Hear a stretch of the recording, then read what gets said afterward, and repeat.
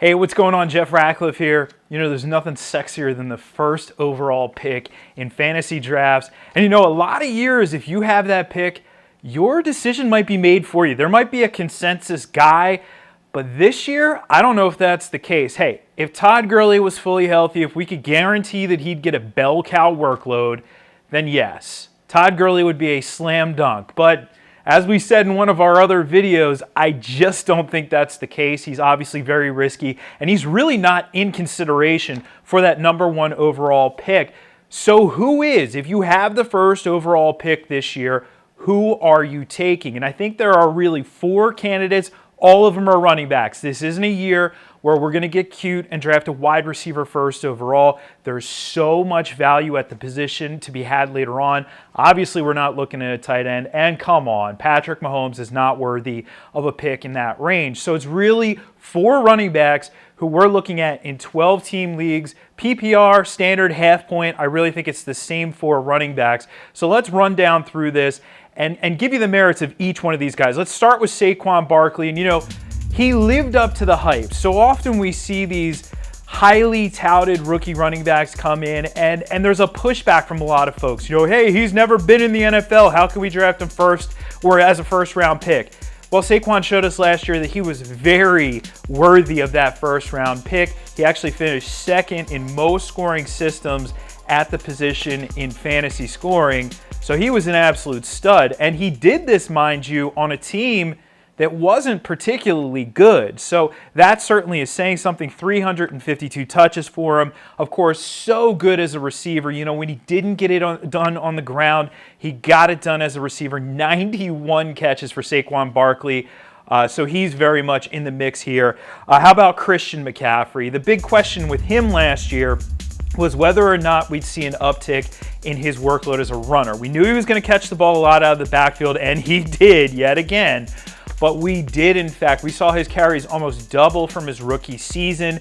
He was one of just 5 running backs to average more than 20 touches per game last year. So McCaffrey seeing a monster workload, and he was phenomenal as well, especially down the stretch. He was the number one fantasy running back over the last 9 weeks of the season, scored a combined 10 touchdowns over that span. So McCaffrey is in the mix.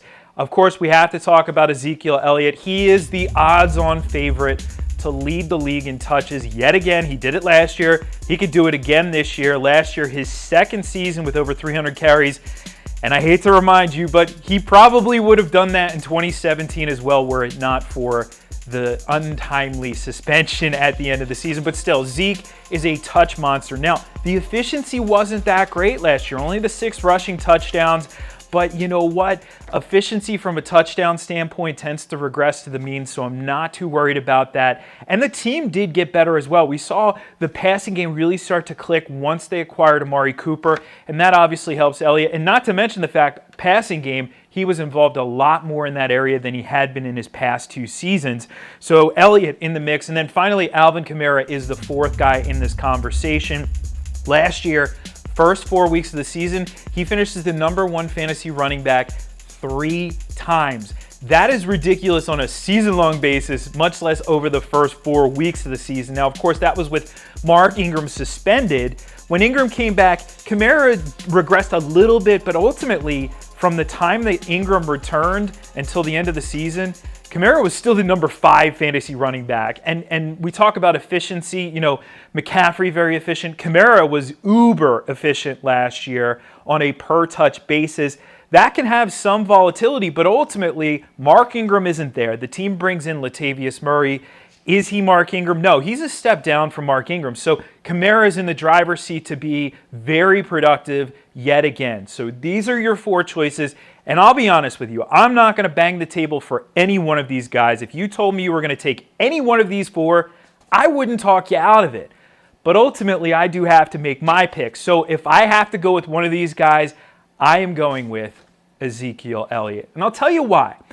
With that first overall pick, yes, we want upside, but we also want a little bit of safety. And where we find safety in fantasy football is with touch volume. There's questions with all of these guys. There are certainly questions with all of these guys, but the one thing that we certainly can't question is that Elliott is going to touch the ball a ton. Now, the team did draft Tony Pollard. He could potentially catch the ball out of the backfield a little bit, so maybe a few less touches there for Elliott, but ultimately he's going to touch the ball a ton. That gives him the highest floor of the bunch. When you compare him to, say, Barkley, who's also going to touch the ball a ton, Barkley's situation in New York is a little bit worse. The overall state of the surrounding cast isn't as good as what Elliott has in Dallas, so edge Elliott there. And then, as I mentioned, with McCaffrey and Kamara, I mean, the efficiency leads to potential for volatility. They're both going to touch the ball a bunch, not as much as Elliott, and there is more volatility, more potential for regression.